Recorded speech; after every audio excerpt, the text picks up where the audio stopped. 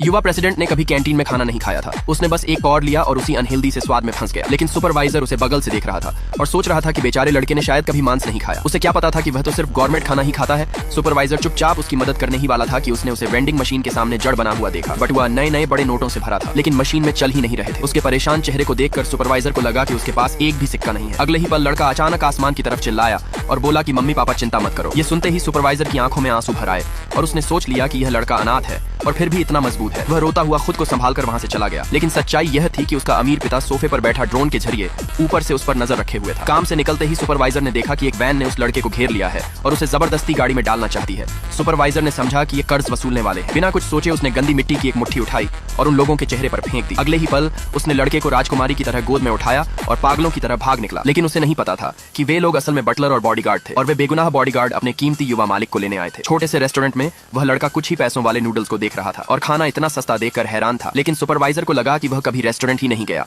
उसने दिल खोलकर बिल भर दिया, उस अरबपति के कंधे पर थपकी दी और गहरे लहजे में बोला कि मेहनत करेगा तो तू भी मेरी तरह रोज बाहर खा सकेगा। उस लड़के के कठिन दिन को याद करके सुपरवाइजर का दिल पसीज गया। उसने अभी अभी खरीदे सारे फ्री टिश्यू उसे दे दिए, फिर कपड़े झाड़े और एक गुमनाम हीरो की तरह वहां से चला गया।